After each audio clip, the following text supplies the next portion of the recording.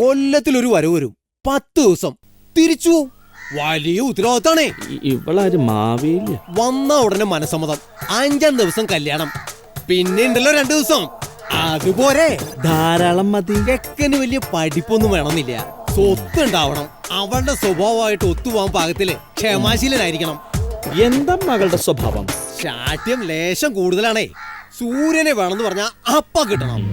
ഇതുവരെ എന്തായാലും അങ്ങനെ തോന്നിണ്ടാവില്ല. അതെന്താ അങ്ങനെ തോന്നാൻ? അല്ല, സൂര്യൻ ഇപ്പോഴും അവിടെ നിക്കല്ലേ? അല്ല, മോക്ക് എന്ത് പ്രായം ഉണ്ടാവും? 32 കാണും, ഏറിയ 33, 35 ഒട്ടും കൂടുതലട്ടാ. അങ്ങനെ അച്ഛാ, ചെറുക്കിന് 40 ആവാം, ഏറിയ 45. അല്ല, 50 കൂടണ്ട. 50 പോകണ്ട. അങ്ങോട്ട് പോകുന്തോറും ശാഠ്യം കൂടും, പൊരുത്തം കുറയും, താഴോട്ട് പിടിയുന്നു. അതെ, പെണ്ണിന് എന്തുട്ടാ കൊടുക്ക?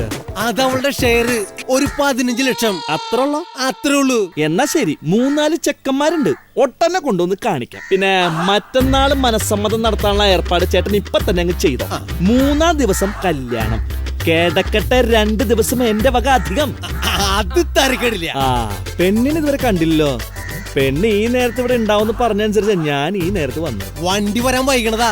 അത് പിന്നെ തിരക്കാണെങ്കിൽ ആ ബസ് സ്റ്റാൻഡിൽ ചെന്ന് നിന്നാ മതി. ബസ് ഇറങ്ങുമ്പോ തന്നെ കണ്ടൂടെ? ഹൈ, ഓട്ടോ കണ്ടിട്ടില്ലേ? ശരി, ഞാൻ കണ്ടുപിടിച്ചോളാം.